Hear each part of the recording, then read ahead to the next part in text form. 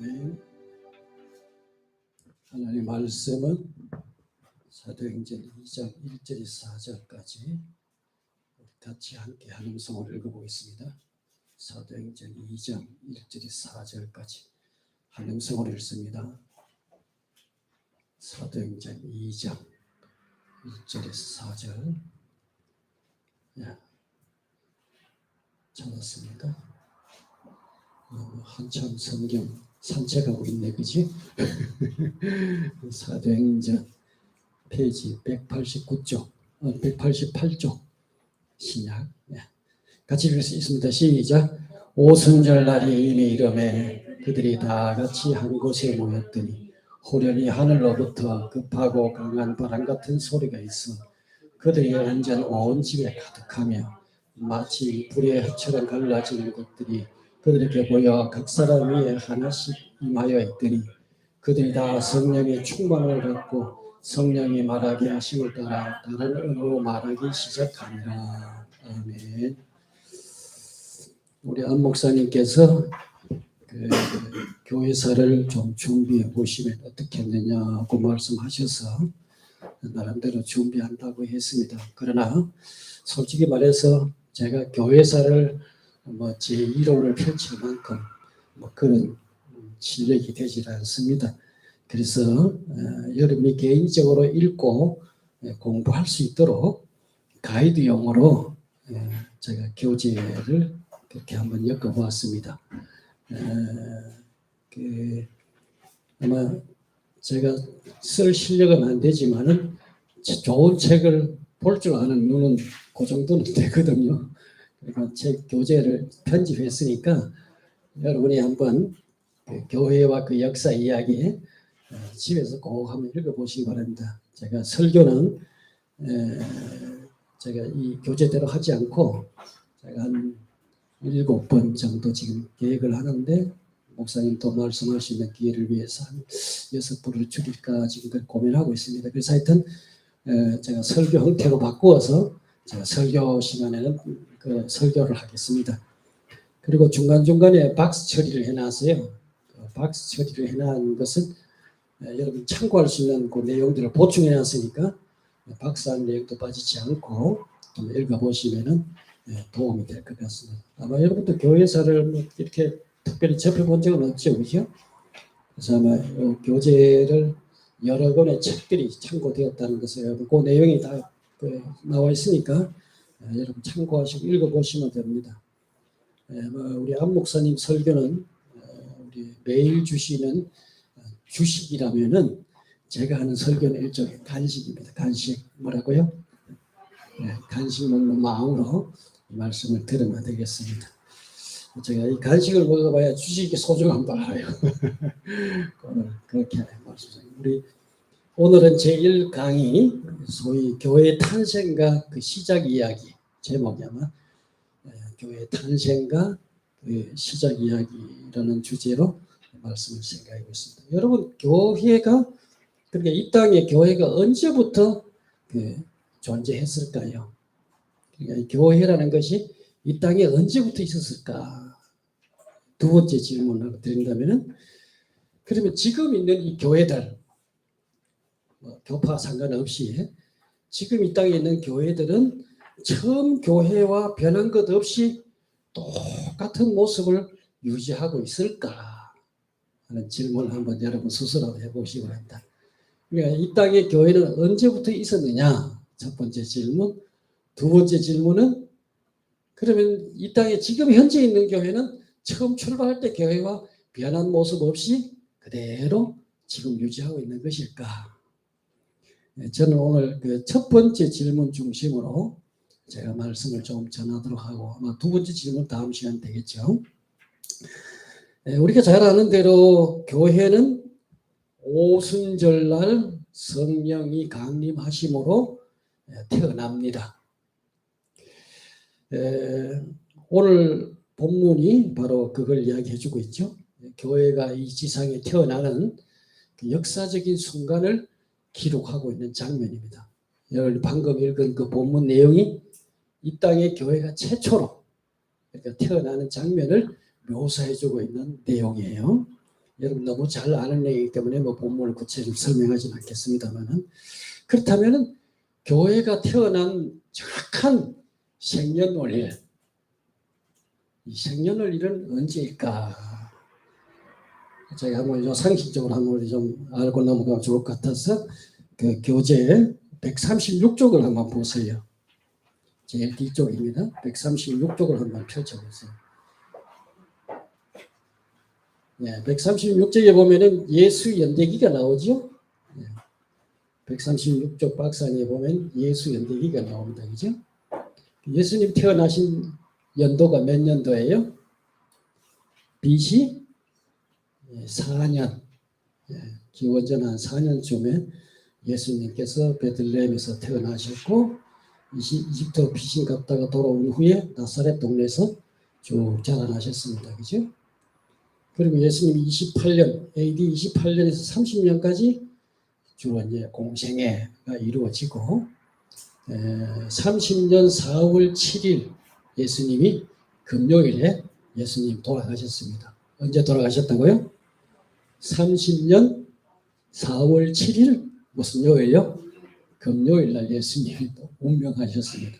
요 날이 바로 그 6월절 양 잡는 날입니다. 예수님께서 그 양 잡는 시간에 정확하게 하나님의 어린 양으로서 예수님이 운명하셨습니다. 그리고 이제 그 30년 4월 9일 3일 후죠. 무슨 요일요?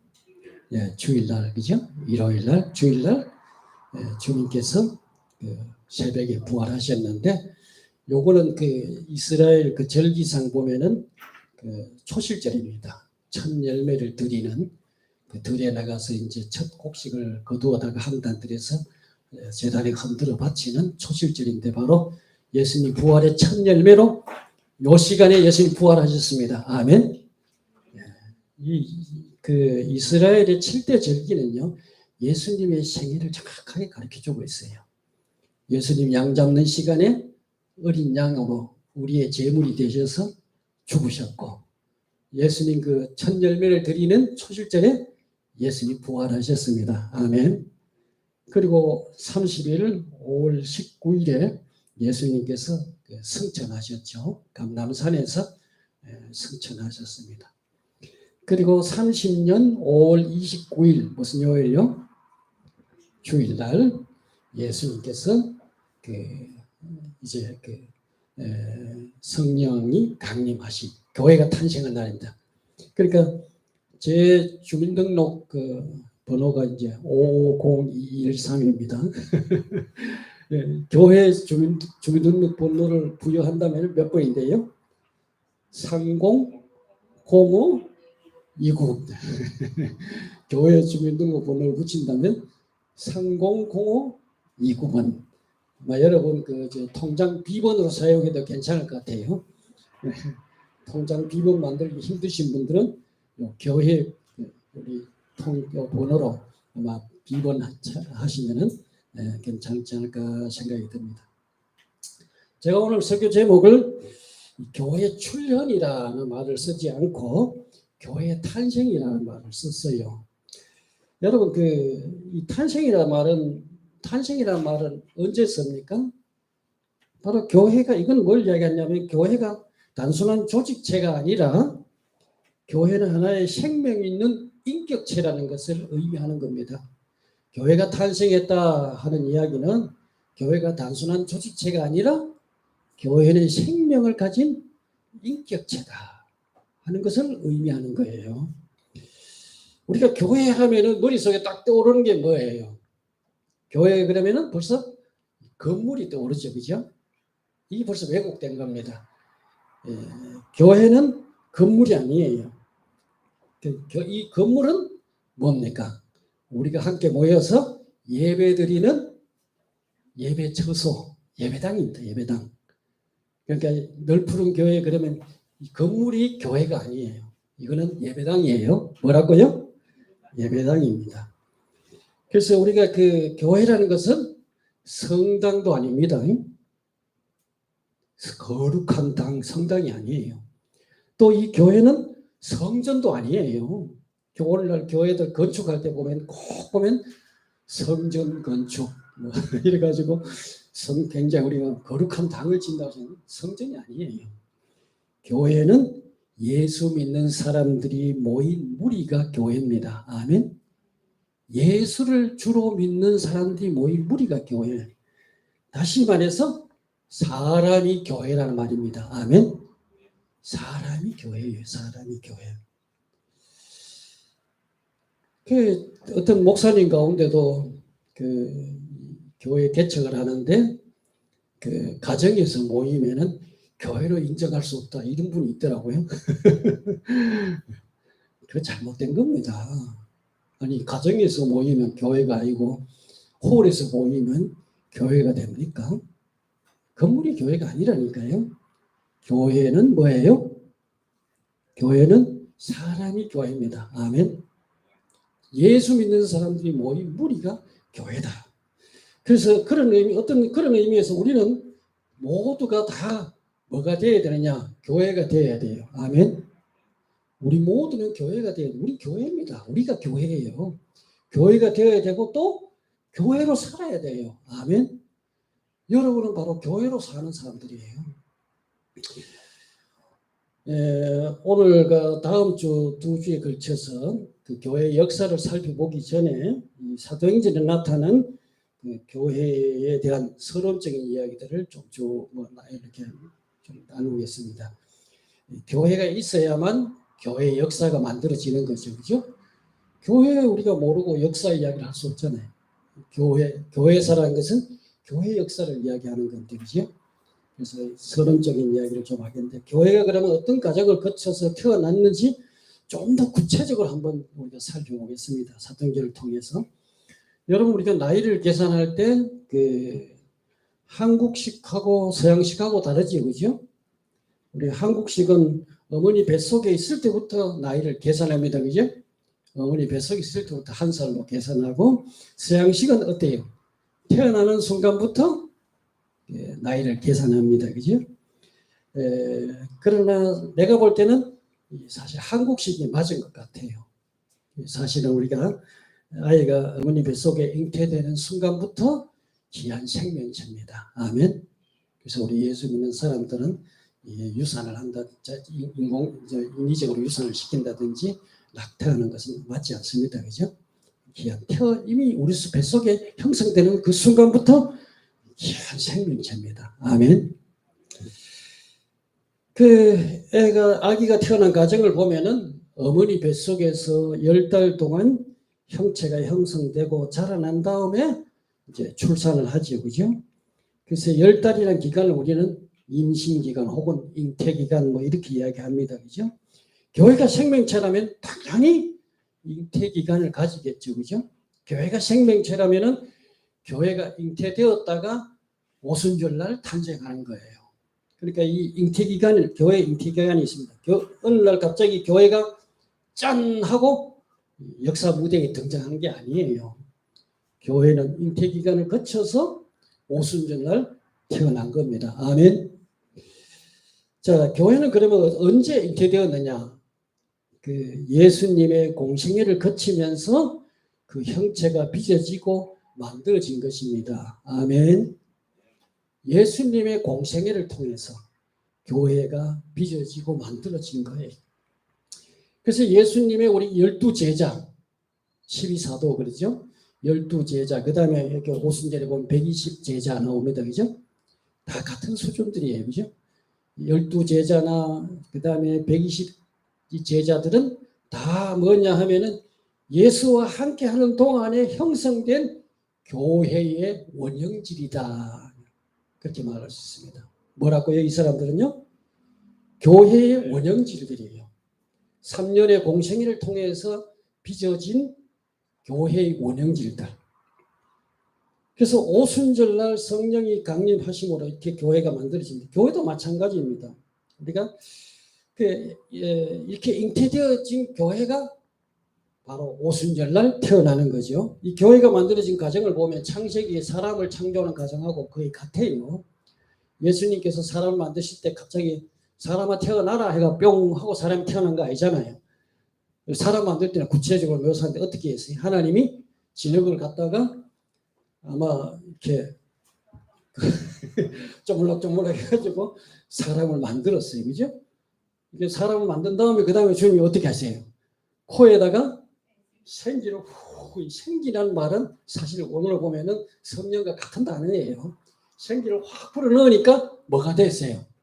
생명, 살아있는 영적인 존재가 된 거예요. 그죠? 생명이죠. 이게 진짜 사람입니다. 그러니까 예수님이 3년 동안 예수님께서 제자들을 만드셨어요. 그러니까 12제자, 120명, 이 사람들을 보고는 교회라고 하기 뭔가 좀 부족해요. 뭔가 좀 부족합니다. 오순절날 하나님이 코에다가 생기를 불어넣은 것처럼 성령이 강림하심으로, 아멘. 비로소 교회가 뭐가 된다고요? 살아있는 생명체로 태어난 교회. 이게 교회의 참 모습이에요. 오순절. 그러니까 여러분 우리가 성경을 읽어보면요, 오순절 전의 제자와 오순절 이후의 제자의 모습은 전혀 다릅니다. 여러분 우리 잘 아는 대로 오순절 전에 흔히 수지자라고 하는 베드로가 어땠어요? 너도 그 사람 아니냐 할 때, 나 몰라. 예수님 저주까지 하면서 예수님을 부인하고 도망가고 제자들도 도망치고 그랬죠. 또 그뿐 아닙니다. 안에 보면 여러 가지 인간적인 그런 연약한 모습들 많이 보이죠. 이러던 비겁한 제자들이 오순절 성령 강림이 하시고 나서부터 제자들은 달라져요. 정말 그야말로 담대하고 생명이 넘치는 놀라운 사람으로 배워야 됩니다. 그러니까 이 제자들의 모습 보면요, 거의 주님하고 같은 수준이 되어버리잖아요. 주님처럼 행동해요.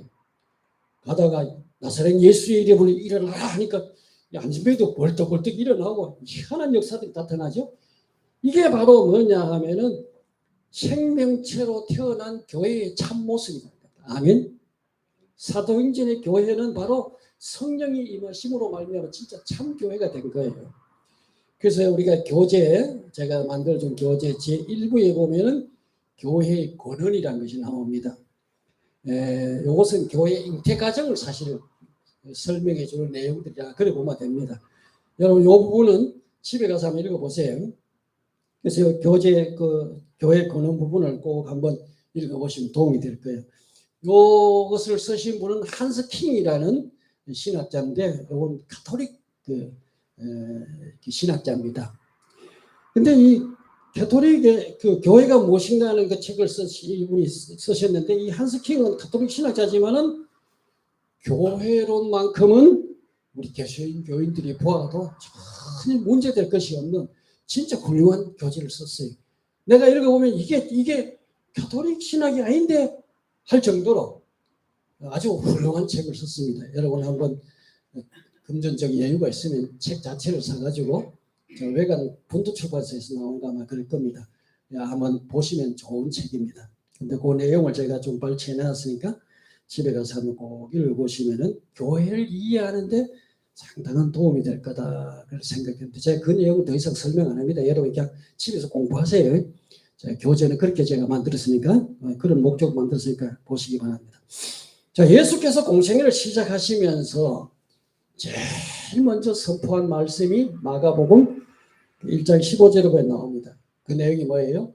때가 찼고 하나님 나라가 가까웠으니 회개하고 복음을 믿으라. 이게 예수님이 공생애를 시작하시면서 예수님이 가장 먼저 외치신 말씀이에요. 때가 찼고 하나님 나라가 가까이 왔으니 회개하고 복음 믿으라. 예수님이 가장 먼저 선포한 내용이 뭐예요?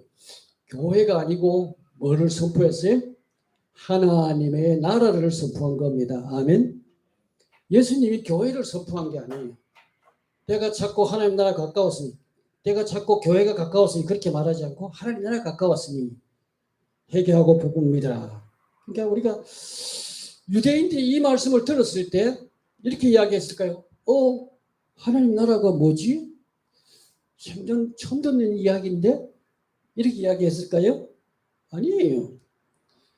유대인들은 예수님이 때가 찼고 하나님 나라가 가까웠으니 회개하고 복음을 믿으라 했을 때 그들은 예수님 뭘 이야기한지 바로 알아들었어요. 그러니까 유대인들은 하나님 나라를 알아들었을 뿐만 아니라 실제로 그들은 하나님 나라를 간절히 기다리고 또 기다리고 소망하던 그들의 소망이었습니다. 하나님 나라가 이 땅에 임하기를 그들이 소망했는데 바로 예수님이 하나님 나라를 지금 선포한 거예요. 자, 그렇다면 유대인들이 생각했던 그 하나님 나라는 어떤 나라였을까? 유대인들의 기도문 가운데 하루 3번씩 기도하던 18번 축복 기도라는 그런 기도문이 있어요. 거기에 보면은 10절에서 14절에 보면 유대인들이 하나님 나라를 어떻게 생각했는가 하는 내용이 그 기도문에 잘 나타나고 있습니다. 여러분, 우리 성도들이 기도하는 걸 보면은 그 사람이 뭘 소망하는지 우리 잘 알 수가 있어요. 기도하면서 날마다 하나님 나 부자 되게 해주세요. 우리 자식 성공하게 해주세요. 이런 사람들은 보면 그 사람이 뭘 소망하는지 알 수가 있죠. 그러니까 우리가 그 기도 내용이 참 중요합니다. 유대인들이 기도하는 기도문에 11번 기도문에 이런 내용이 나옵니다. 우리의 심판관들을 예전과 이제 10번 기도문에 보면 우리 민족의 해방을 가져오시고 선포하시고 깃발을 들어 디아스포라를 모으소서. 유대인들은 날마다 이 기도문을 외우면서 유대민족이 로마의 압제에서부터 해방될 것과 이방에 흩어진 유대인들 이들을 회복시켜 주시기를 기도했어요. 그 11번 기도문에 보면 우리의 심판관들을 예전과 같이 회복시켜 주시고 우리의 지혜자들을 전같이 회복시켜 주소서. 그들은 기도할 때마다 이스라엘의 황금기를 다시 회복시키고 재판관 지혜자들이 일어나서 나라를 공의롭게 다스려 주도록 기도했습니다. 그 다음에 이제 12번, 13번 기도는 이렇게 기도합니다. 순수한 믿음의 공동체가 유지되고 이단자들에 의해서 섞이거나 부정해지는 일에서 구원하며 의로운 하나님 나라 백성의 공동체가 되게 하소서. 그 다음에 마지막 14번 기도에 이렇게 기도합니다. 이스라엘 백성을 회복시키시고 시온에 하나님이 거하시며 다윗 왕조를 재건하시고 그들에게 자비를 베풀어 주소서. 이렇게 기도합니다. 이 기도문에서 볼 수 있는 것처럼 그 당시 유대인들이 생각했던 하나님 나라 운동은 이스라엘이 로마의 압제에서 벗어나서 다윗 왕조를 회복하는 것을 의미합니다. 그들이 생각했던 하나님 나라는 로마의 압제에서 벗어나서 다윗 왕조로 회복하는 것. 그래서 실제로 이사야에서 예언하는 40장에서 66장에 예언된 민족 해방 성취하기 위해서 그들은 열심당원을 조직했어요. 열심당원은 칼을 차고 실제로 방해되는 사람을 죽이고 이런 일들을 했죠. 무력으로 로마인들을 몰아내고자 하는 사람들이 열심당원들입니다.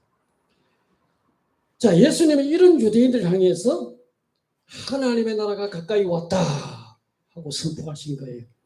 아마 그들은 눈이 번쩍 떠졌을까 안 했을까 제가 생각됩니다. 야, 드디어 우리가 해방되어 독립할 날이 다가왔구나. 이런 생각을 했을 거라는 생각이 들어요. 실제로 예수님께서 오시기 전까지는 하나님의 나라가 너무나도 멀리 있었습니다. 우리 안 목사님 통해서 여러분 하나님 말씀 우리가 너무 잘 배우고 있어요. 우리 목사님은 하나님 말씀을 얼마나 정확하게 잘 가르치는지 제가 보증합니다, 여러분. 어디서도 듣지 못한 하나님 말씀을 정확하게 우리 잘 가르치죠, 그죠? 그래서 우리가 구약 열왕들의 이야기를 쭉 들었는데 남북이 갈라진 다음에 북왕조는 구왕조 19명의 왕을 거치죠. 그러니까 왕조가 9분이나 바뀌어요. 구왕조의 19왕, 여기 구왕조. 남왕조는 왕조는 바뀌지 않습니다. 다윗 왕조죠. 1왕조의 19왕을 거치면서 남북 다 19명의 왕을 거쳐요. 여러분 한번 생각해 보시오. 19왕조 19왕 그 다음에 1왕조 19왕을 거치면서 그 왕조를 통해서 과연 그들이 꿈꾸는 하나님의 나라가 이루어졌다고 생각합니까? 아니에요. 어느 왕도 하나님의 나라를 세운 사람은 없습니다. 다윗마저도 하나님의 나라를 온전히 세우지 못했습니다. 이 구약은 어떤 의미에서 인간의 실패를 보여주는 책이라고 볼 수도 있어요. 철저한 실패, 좌절. 이거밖에 없어요. 하나님 나라를 세우는 것은 사실 사람이 아니라 메시아가 와야만 이루어지는 겁니다. 아멘. 사람이 이루는 게 아니에요. 유대인들만 하나님 나라가 멀리 있는 게 아니고 에베소 2장 13절에 보면 이방인들도 하나님 나라와 멀리 동떨어진 삶을 살고 있던 사람입니다. 바울이 그 에베소 2장 13절에 보면은 이제는 전에 멀리 있던 너희가 그리스도 예수 안에서 그리스도의 피로 가까워졌느니라 이런 말씀을 하셨죠. 이방인들은 우리가 죄를 범해서 하나님부터 너무나 멀리 동떨어져 있었어요. 우리 하나님 가까이 갈 수가 없었어요. 당연히 하나님 나라도 멀리 있었습니다. 우리하고는 상관이 없었습니다. 그리고 유대인이든 이방이든 모두 다 하나님 나라로부터 너무나 멀리 떨어져 있었는데 그런데 어느 날 하나님의 아들 예수 그리스도가 나타나서 외치신 첫 번째 일성이 뭡니까? 때가 차고 하나님 나라가 가까이 왔으니 회개하고 복음을 믿어라. 하나님 나라가 가까이 왔다. 그러니까 이 예수님의 말씀은요. 유대인이든 이방인이든 모든 사람에게 복음입니다. 아멘. 멀리 있던 하나님 나라가 예수님을 통해서 가까이 왔대요. 드디어 그 나라가 가까이 왔다는 겁니다. 하나님의 아들이신 예수 그리스도께서 역사 무대에 공적으로 등장하면서 놀라운 선물 보따리를 풀어 헤쳐놓은 겁니다. 아멘. 그 선물이 바로 뭐예요? 하나님의 나라입니다. 아멘.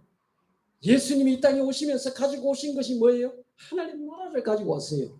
할렐루야. 하나님의 나라에 예수님이 딱 등장하시면서 하나님의 그 놀라운 선물 보따리를 쫙 펼쳤는데 그 안에 뭐가 있어요? 하나님의 나라. 아멘. 예수님이 하나님 나라를 펼쳐놓은 겁니다. 실제로 그 하나님의 나라는 예수님의 가르침을 이루는 핵심적인 요소입니다.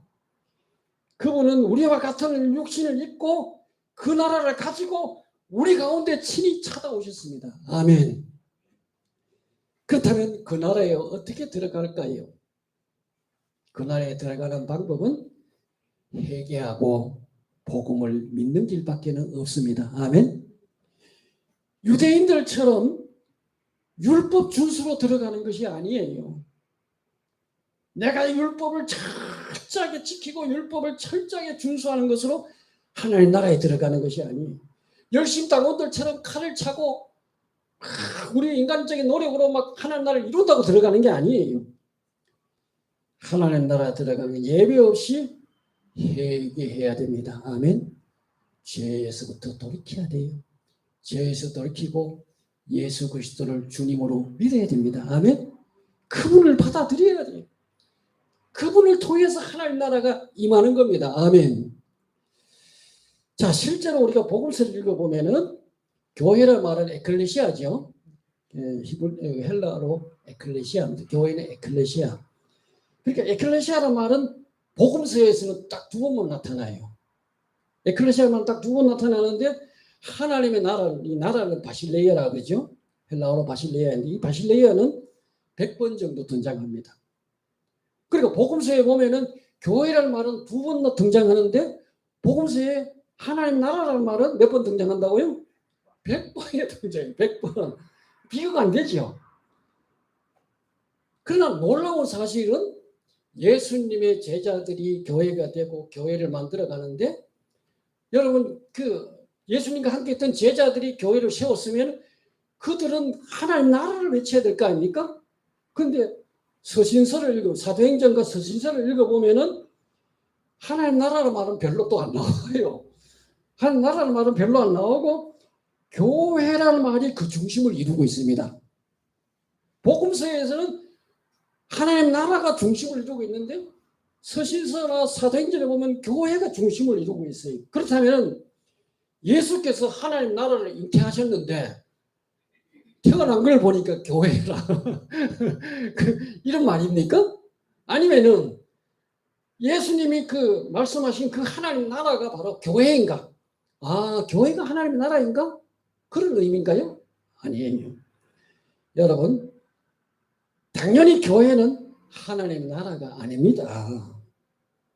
여러분, 교회가 하나님의 나라가 아니에요.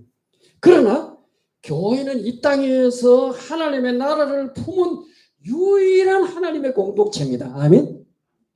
하나님의 나라를 품고 있는 공동체가 교회밖에 없어요. 아멘. 학교에 하나님의 나라를 품고 있질 않아요.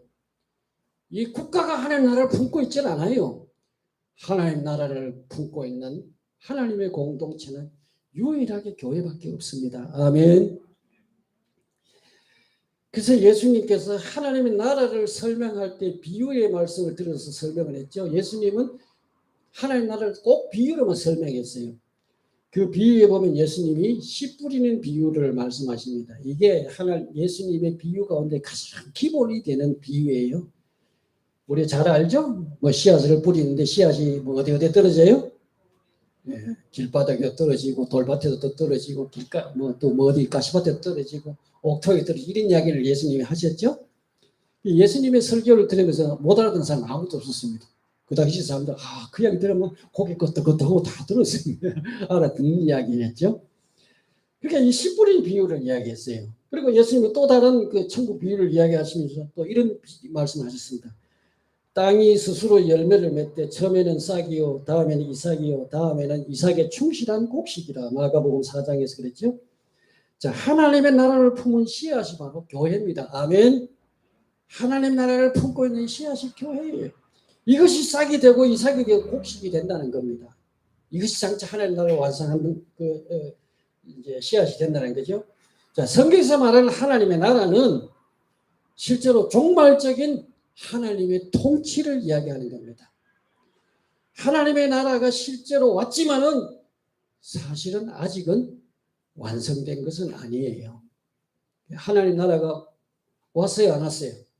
왔어요. 우리 가운데 있어요. 하나님 왔지만은 그것이 완성된 건 아니에요. 구원도 똑같습니다. 여러분 우리 다 구원 받았죠, 그죠? 안 받았어요? 구원 받았습니다. 근데 이 구원이 다 완성된 건 아니에요. 우리 계속 구원을 이루어 가야 됩니다. 그죠? 하나님 나라도 똑같은 거예요. 하나님 나라가 왔어요. 예수님이 갖고 왔어요. 근데 아직 완성된 건 아니에요. 교회가 하나님 나라의 씨앗을 품고 있는 중간 단계다. 이렇게 이야기할 수 있겠습니다. 최종적인 완성은 언제 이루어지냐? 종말에 주님이 오심으로 이루어집니다. 아멘. 하나님 나라는 절대로 인간의 노력으로 완성할 수 없습니다. 고린도서 3장 6절에 보면 바울은 이런 말씀을 하고 있어요. 나는 심었고 아볼로는 물을 주었으되 오직 하나님께서 자라게 하셨나니 그런즉 심는 이나 물 주는 이는 아무것도 아니로되 오직 자라나게 하신 이는 누구뿐이니라? 누구뿐이니라? 이야기하세요. 누구뿐이라? 하나님뿐이니라. 아멘. 안 목사님이나 저는 심는 자와 물 주는 자입니다. 아멘. 안 목사님 나오면 뭐 하는 사람이라고요? 심고 물 주는 자예요. 자라나게 하시는 분은 누구라고요? 오직 하나님이 자라나게 하는 겁니다. 아멘. 우리 속에 생명을 주고 그 생명이 자라나게 하시는 분은 예수 하나님이에요. 그러니까 우리가 그 주기도문에도 그랬죠. 나라가 임하오시며 이렇게 기도하라고 가르쳐 주셨습니다. 그죠? 하나님 나라는 우리가 건설하는 것이 아니라 임하는 것입니다. 우리가 요한계시록에 보면은 새 예루살렘이 하나님께로부터 하늘에서부터 내려옵니다. 지난번 공부하셨지, 그죠? 내려옵니다. 하나님의 나라가 임하는 거예요. 사람이 만드는 게 아니에요. 우리가 중요한 것은 하나님을 품고 있는 교회가 자라나서 하나님 나라를 이루어 갑니다. 사람이 착각하는 가운데 하나가 우리의 노력으로 하나님 나라를 세울 수 있다고 생각하는 겁니다. 역사가 보여주는 교훈은 결국 철저한 인간의 노력은 실패밖에 없어요. 여러분 이스라엘이 그러하잖아요. 이스라엘이 수천 년 동안 쭉 하나님 나라를 꿈꾸고 왔지만 하나님 나라를 이루지 못했어요. 실패했어요. 다. 어느 왕도 성공한 사람이 아무도 없습니다. 여러분 이단 교주들 있잖아요. 이단 교주들 경상으로 모여라. 여기 뭐 신천지가 이루어진다. 그들이 하나님 나라를 이루었습니까? 거짓말 저희들밖에 아니었죠. 교회도 마찬가지입니다. 여러분 교회가 이제 교회 역사를 공부해보면 알겠지만 교회 역사가요, 세상 왕들을 임명하고 세상 나라를 지배할 때도 있었습니다. 놀라운 역사입니다. 그럼 그때가 정말 하늘 나라가 이루어졌느냐? 아니에요. 인간의 탐욕과 더러운 욕심만 충만했어요. 그 시기를 우리는 세계 역사가들은 뭐라고 부르냐? 암흑시대라고 부릅니다. 중세 암흑시대. 가장 참담한 시기예요. 가장 암담한 시기였어요. 그러니까 교회가 온 세계를 지배한 이 시기가 우리가 생각하면 하나님 이루어져야 되잖아요. 국가도 마음대로 하는 이런 때인데 하나님 나라가 이루어지지 않았어요. 교황들의 탐욕스러운 온갖 더러운 욕심들만 가득했던 암흑시대에서 하나님 나라는 사람에 의해서 이루어지는 것이 아니라 누구에 의해서 이루어진다고요? 하나님에 의해서 이루어집니다. 아멘. 이처럼 에클레시아라는 말은, 교회라는 말은 본질적으로 현재의 것인데 바실레이아는 미래의 것입니다. 아멘. 그러니까 교회는 현재, 이것이 하나님 나라를 완성시키는 씨앗입니다.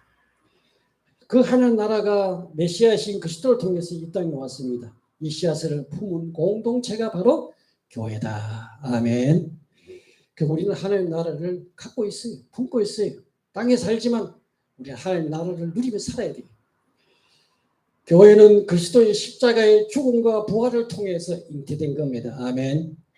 예수님이 십자가에 돌아가시고 3일 만에 부활하심으로 말미암아 바로 이 교회가 잉태된 거예요. 예수님이 교회를 낳기 위해서 십자가에 죽으셨어요. 아멘. 피 흘리셨어요. 그리고 예수님 3일 만에 살아나셨어요. 그리고 낳은 것이 뭐냐? 그게 뭐라고요? 교회를 낳았어요. 아멘. 교회가 태어난 겁니다. 할렐루야. 그래서 사도 바울은 에베소 장로들을 향해서 이렇게 이야기합니다. 여러분은 자기를 위하여 온 양떼를 위하여 상가라. 성령이 그들 가운데 여러분을 감독자로 삼고 하나님이 자기 피로 사신 교회를 보살피게 하셨느니라. 교회를 바울이 뭐라고 했냐면 피로 값주고 샀대요. 여러분, 우리 교회 값으로 따지면 얼마 나갈까요? 얼마 좀 우리 교회 팔까요? 좀 장사 좀 할까요? 여러분, 이 교회는요, 예수님의 피값입니다. 아멘. 예수님이 십자가에 설리신 그 보혈의 공로로 그 피값으로 교회가 태어난 거예요. 아멘. 어린아이가 태어날 때 엄마가 산모의 진통을 겪어서 어린아이가 태어나는 것처럼 교회는 십자가에 흘리신 그 보혈의 공로로 교회가 태어났다 이 말입니다. 아멘. 이렇게 잉태된 게 교회예요. 얼마나 교회가 소중한지 모릅니다. 여러분, 교회를 우습게 보면 안 돼요. 그러면 우리는 그 피를 증거하는 증인들로 살면서 주의 몸을 세워가야 됩니다. 아멘. 그 몸은 장차 주님이 완성하십니다. 왔지만은 그것은 미래에 주님이 완성하실 겁니다. 자, 이제 제가 이런 서론적인 이야기를 내고 이제 처음 교회의 모습을 드러낸 신약 성경에 나타난 교회, 사도행전에 나타난 교회의 모습을 한번 살펴보겠습니다. 여러분, 오늘 읽은 본문은 교회가 생명을 받아서 응행하고 이 세상에 태어나는 순간입니다. 오순절 성령 강림이 하시면서 교회가 응행하고 태어나는 그런 순간이에요. 생명체는 반드시 출생과 성장과 소멸의 과정을 거칩니다. 아멘. 교회도 똑같습니다. 오순절을 태어난 교회는 가만히 있는 것이 아니고 성장해 갔어요. 성장하고 이것이 장차 예수님 재림하심으로 그리스도의 신부로 그 앞에 선 날 끝납니다.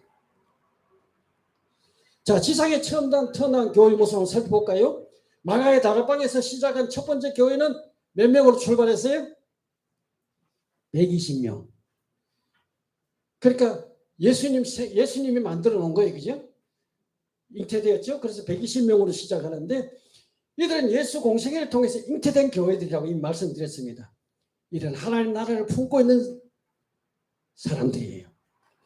오순절과 성령 강림하심으로 비로소 생명체로, 교회라는 생명체로 태어난 것입니다.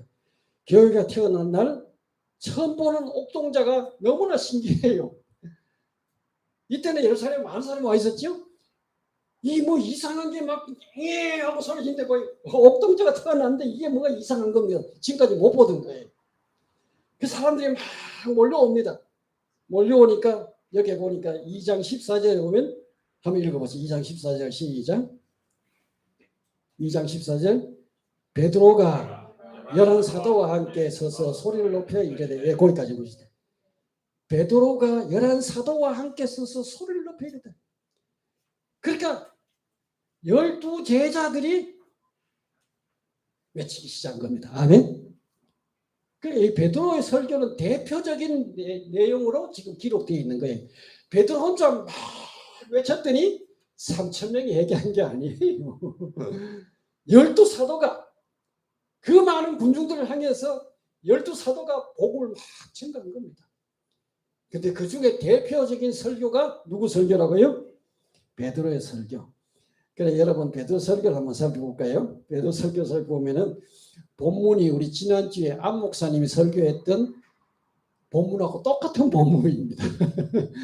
여러분 우리 지난주에 안 목사님 설교 뭐 했어요? 기억 안 나요? 무슨 책 했어요? 요엘서 했죠. 요엘서. 그러니까 베드로 설교의 본문이 요엘서라니까요.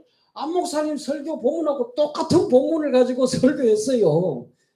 그런데 베드로 설교를 이렇게 보면은 뭐 대단한 설교가 아니에요. 여러분 베드로 설교가 뭐 대단한 것 같죠? 대단하지 않아요. 사실 요엘서 그 설교 내용을 보면 안 목사님 설교 명설교입니다. 할렐루야. 내가 볼 때 베드로 설교보다 더 유명해요.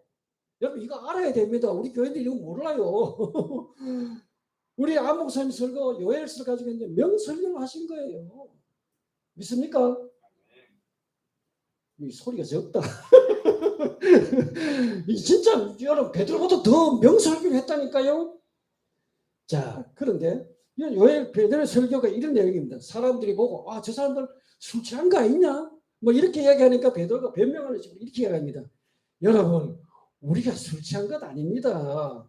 요엘 선지자가 예언한 그 내용이 성취된 것입니다. 아멘. 이 이야기를 한 거예요. 그러면서 말하기를 이 일이 가능했던 것은 여러분이 십자가에 못 박아 죽인 그 예수가 나사렛 예수가 살아나셨습니다. 부활하셨기 때문에 지금 이 사건이 가능한 겁니다. 이 이야기를 한 거예요. 아멘.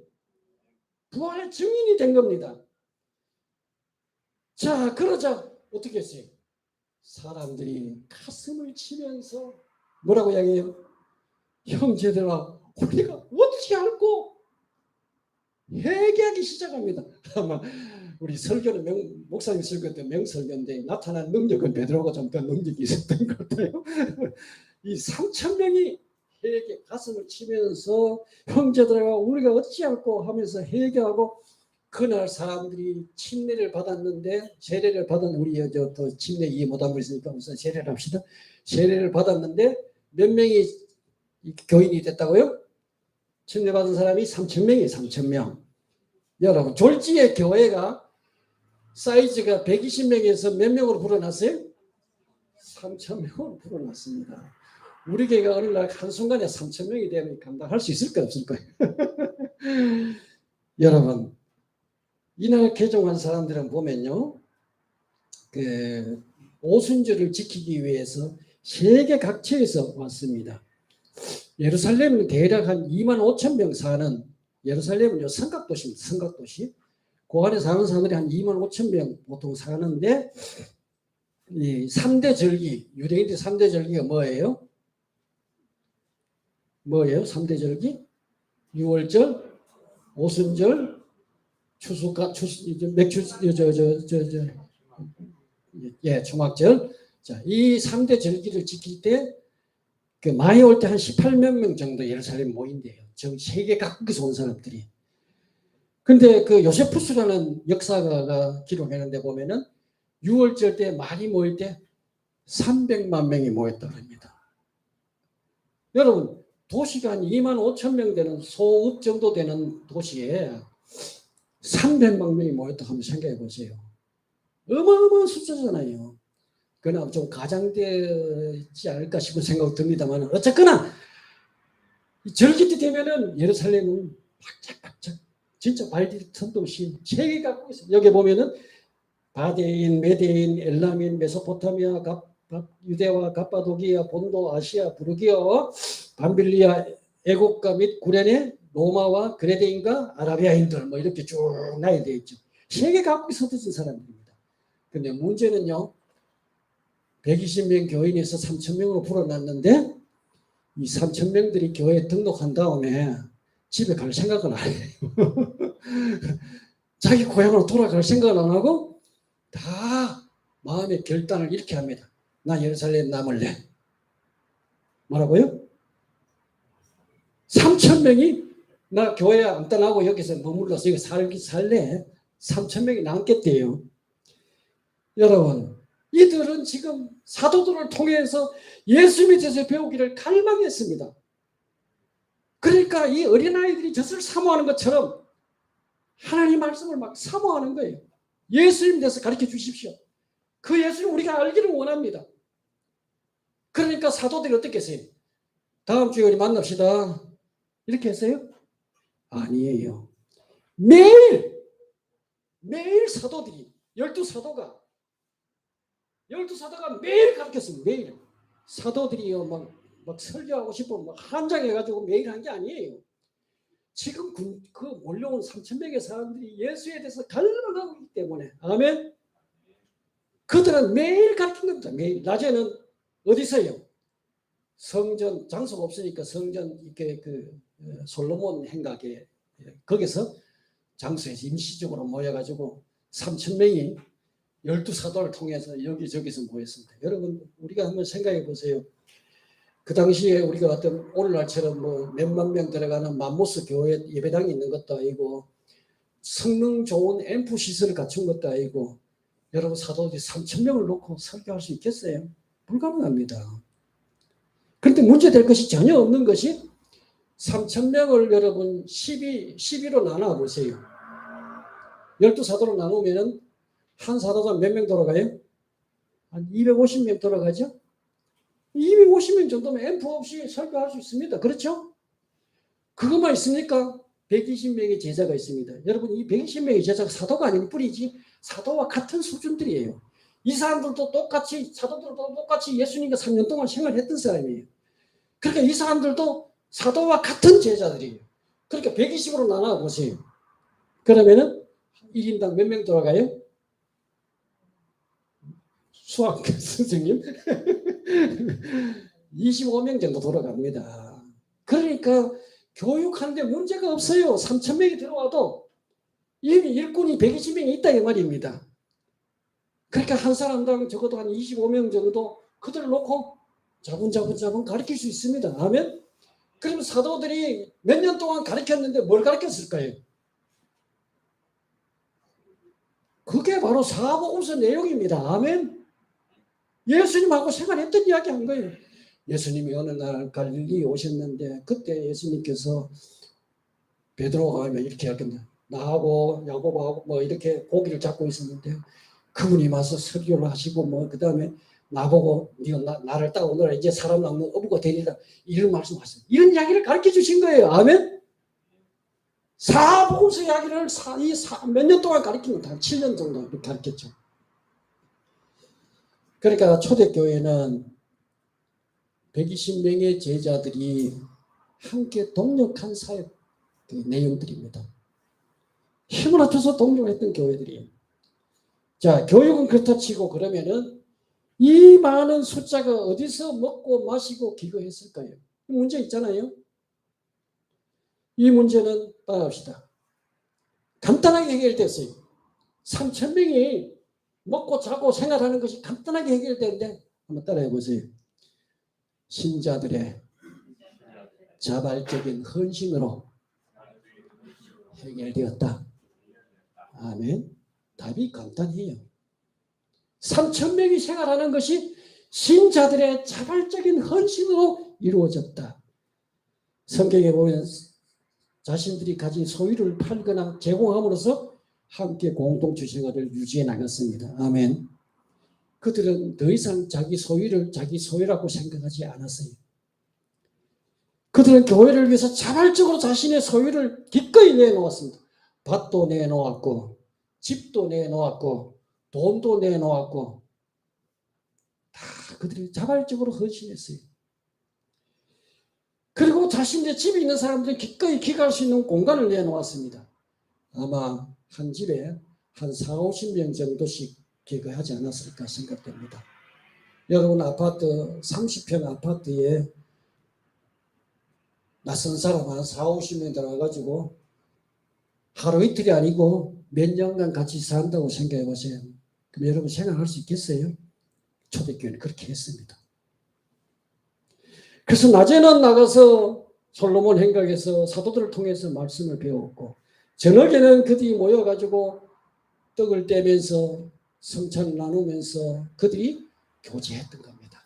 집에 둘러앉아가지고 오늘 낮에 베드로 사도가 설교했던 게 이렇게 참 내게 축복이 되더라. 예수님 이런 분이구나. 눈물 흘려가면서 서로 교제하고. 그래서 그들은 진정한 교회로 성장해 가는 겁니다. 아멘. 교회가 이렇게 해서 진정한 교회가 되어 가는 거예요. 여러분뿐만 아니라 사도들을 통해서 놀라운 기적들이 나타나기 시작합니다. 우리가 잘 아는 대로 베드로 요한이 성전에 올라가다가 나면서 안전병이 된 사람을 나사렛 예수 이름으로 고쳐준 사건이 나오죠. 자, 그런데 사람들이 베드로 요한이 안전병이 나면서 안전병이 된 사람을 고치니까 사람들이 막 우리 동료가 주목하죠. 그럴 때 베드로가 뭐라고 이야기합니까? 이스라엘 사람들아, 이 일을 왜 놀랍게 여기느냐? 우리 개인의 권능과 경건으로 이 사람을 걷게 한 것처럼 왜 우리를 주목하느냐? 이렇게 말하면서 이 사람을 고친 것은 너희가 십자가에 못 박아 죽인 그 나사렛 예수의 이름이 이 사람을 걷게 했다, 낫게 했다. 할렐루야. 아마 오늘날 이런 일이 일어났다면 어떻게 하겠어요? 길거리에서 내가 나사렛 예수 이름을 일어나라 하고 막 힘줘야 돼요. 나사렛 예수 이름을 일어나라 하고 난징을 다 이렇게 막 벌떡 일어나서 뛰고 걷고 야단 났어요. 그러면 막 대대적으로 홍보할 겁니다. 그러면서 뭐라고요? 신리의 종이 등장해도 시문에 때리고 강구하고 야단 날 겁니다. 베드로 요한은 그렇잖아요. 왜 여러분 우리를 주목합니까? 이 사람을 낫게 한 것은 예수의 이름이다. 아멘. 이거 우리 본받아야 돼요. 바로 죽은 예수가 살아있는 예수로 나타났다는 이야기입니다. 누구를 통해서? 교회를 통해서. 아멘. 그들이 십자가에 못 박아 죽었던 그 예수가 교회를 통해서 지금 살아난 거예요. 아멘. 교회를 통해서 지금 현재 지금 임해 있는 겁니다. 엄청난 충격 사람들이 받았죠. 그러니까 원수가 사탄은 가만히 있지 않죠. 생명 있는 자는 반드시 핍박합니다. 좀 시간이 많이 갔죠? 자꾸 뒤를 돌아보는데 빨리 끝낼게요. 그래서 이게 아나니아 삽비라를 통해서 공격하는 내용이 나오죠. 욕심이 교회 안에 설거머니 들어오는 욕심이 들어오면요 교회가 망합니다. 야고보 1장 15절에 그랬죠. 욕심이 잉태한 즉 죄를 낳고 죄가 장성한 즉 사망을 낳느니라.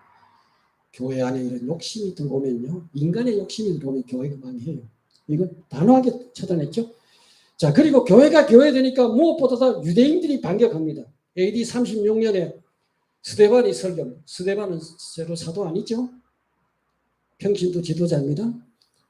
스데반이 설교하자 여러분 잘 아는 대로 사울이 선동해가지고 돌로 쳐서 죽입니다. 그죠? 스데반이 첫 번째 순교자가 돼요. 그래서 교회가 이 뿔뿔이 흩어집니다. 여러분 놀라운 사실이 나타납니다. 교회가 이루어진 사람들이 교회된 사람이 흩어지니까 가는 곳마다 뭐가 생겨나요? 교회가 생겨난 겁니다. 할렐루야. 교회된 사람이 흩어지니까 교회가 나타나는 거예요. 여러분 우리 교회들이 흩어지면은 우리 교회들이 10명이든 10교회가 생겨나야 돼요. 초대교회 그랬습니다. 불씨가 흩어지면 그곳에 불이 붙는 것과 똑같은 원리입니다. 흥미로운 사실은요. 29세의 젊은 청년 사울이 스데반을 죽인 일에 앞장섰어요. 여러분 이 사울이 얼마나 똑똑한 사람입니까? 예수 믿는 사람을 죽이는데 앞장섰는데 문제는 스데반을 죽이니까 스데반이 교회가 되니까 스데반을 죽인 사울에게 그 불이 옮겨 붙은 겁니다. 아멘. 이 사람이 교회가 되어버린 거예요. 할렐루야. 그래서 사울을 통해서, 바울을 통해서 교회가 놀랍게 또 온 세계에 흩어지는 역사가 일어나죠. 참 재밌습니다. 그죠? 여러분, 우리가 진정한 교회가 되면요, 놀라운 역사들이 일어납니다. 그러니까 오늘날 교회의 가장 중요한 과제는 한번 따라합시다. 교회가 교회되는 것이다. 다시 한번 따라하시죠. 교회가 교회되는 것이다. 진정한 교회, 성경이 말하는 교회가 되어버리면요, 놀라운 역사가 나타납니다. 그 교회가 교회되면요, 그 교회를 통해서 주님이 나타난다니까요. 주님이 역사한다니까요. 주님이 3년 동안 활동하시고 육체적으로 걸어다니시고 하던 것처럼 그런 역사들이 나타난다니까요. 왜냐하면 교회가 주님의 몸이기 때문입니다. 아멘. 교회가 주님의 몸이기 때문에. 여러분, 교회가 교회되지 않으면 이런 역사가 나타나지 않아요. 뭐 좀 더 남았는데 이제 지금 교회가 번져나가는 내용들 좀 이야기를 해야 되는데 시간이 좀 많이 갔기 때문에 여기서 마무리하고 일단 한번 정리하고 마무리할게요. 오늘 여기까지 일단 끊을게요. 여러분, 교회가 무엇인가요? 교회는 건물이 아니라 사람이라는 것을 기억하시길 바랍니다. 그럼 교회가 언제 태어났어요? AD 30년 5월 29일 주일날 태어났습니다. 교회는 어떤 과정을 거쳐서 태어났나요? 예수의 공생애를 통해서 잉태되었고 오순절날 비로소 교회가 태어났다. 좀 기억하시고, 이 땅에 오신 예수님은 어떤 선물을 가지고 오셨어요? 하나님의 나라를 가지고 왔습니다. 아멘. 교회와 하나님 나라는 어떤 관계가 있나요? 교회는 바로 하나님 나라를 품은 씨앗입니다. 오늘 이 씨앗은 하늘 그대로 있으면 안 됩니다. 이것은 죽어서 반드시 싹이 나야 되고 줄기가 되고 그래서 열매로 나타나야 됩니다. 오늘 교회의 중요한 과제는 뭐라 그랬어요? 교회가 교회되는 것이다. 아멘. 그래야 교회가 주님의 몸의 역할을 할 수 있습니다. 오늘 교회들을 보면요, 주님 몸이 아니 죽었어요. 교회가 교회되지 못했기 때문에 그렇습니다. 교회가 교회되어야 합니다. 아멘. 오늘 여기까지 제가 말씀을 마무리하고 목사님이 마무리하도록 하겠습니다.